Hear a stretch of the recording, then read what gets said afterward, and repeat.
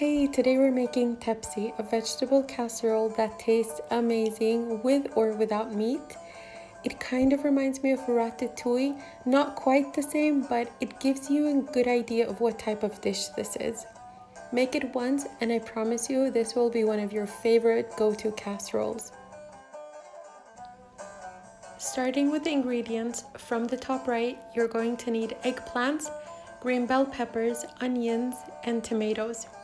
We'll be frying some of the vegetables, so you're going to need oil for that. I also have some herbs. I'm using a mix of both parsley and celery leaves.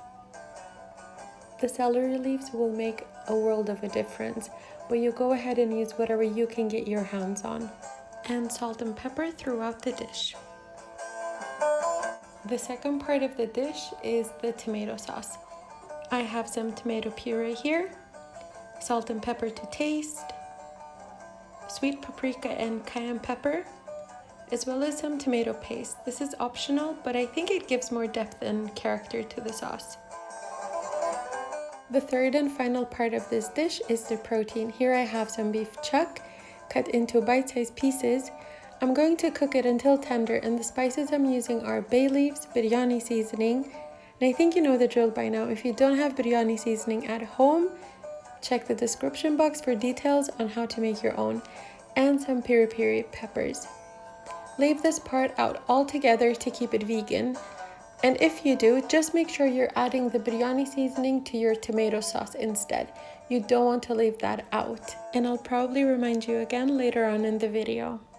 And of course, salt and pepper to taste, even though I forgot to include it here. Now let's get cooking. Start with the beef.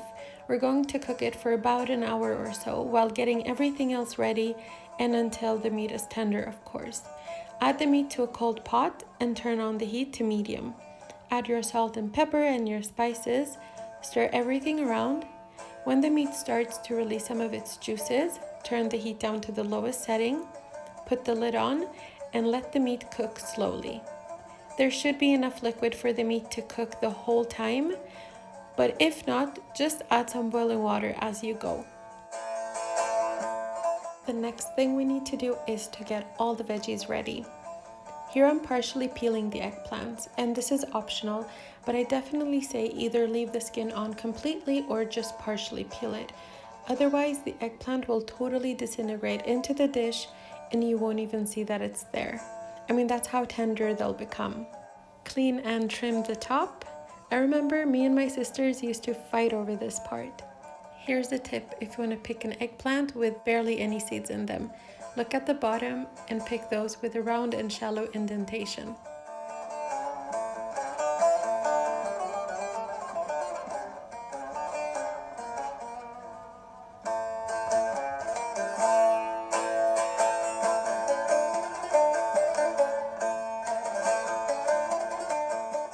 Cut them however thick you want, as long as they're all the same size.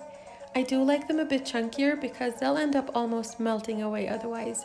If you end up with an eggplant with a lot of seeds, that's totally fine, but if you're afraid it might be bitter, sprinkle some salt over them after you've cut them up. Set them aside for about 10 to 20 minutes. The salt will extract a lot of moisture, but most importantly the bitterness, so just make sure that you tap them dry before you fry them. And then cut the rest of your ingredients into slices. Go a bit thinner on the onions and bell peppers, and give your herbs a rough chop. Continuously check up on your beef so it doesn't run dry, and look how much liquid has come from the beef on its own. I promise I haven't added any extra water. But if your beef is too dry at this point, just help it out by adding a few tablespoons of boiling water to your pot.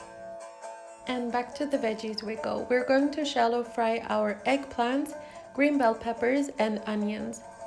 Always have about 1 inch or 2 centimeters of oil in your pan. That's how you'll get the least oil splashes.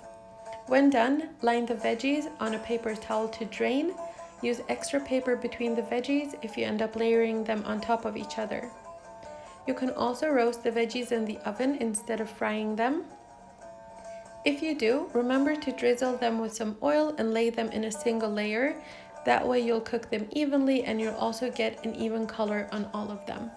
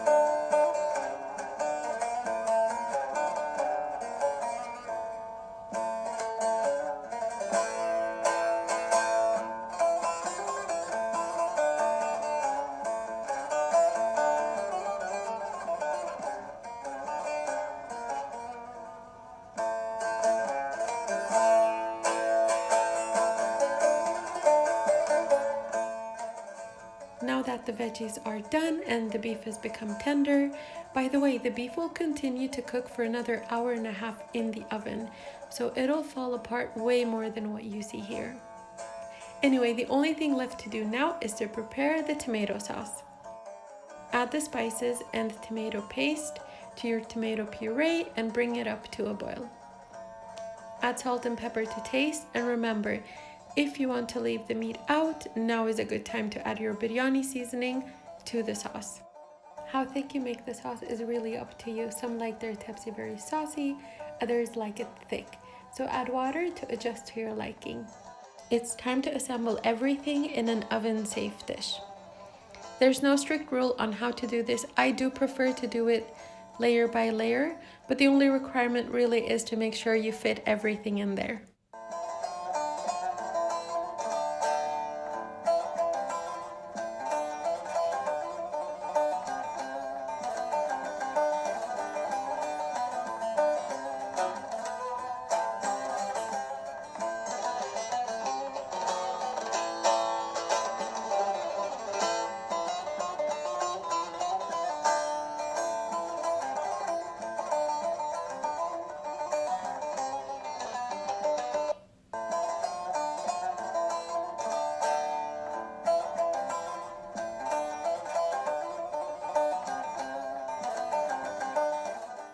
One thing I love about making tepsi is that you can prep it ahead of time.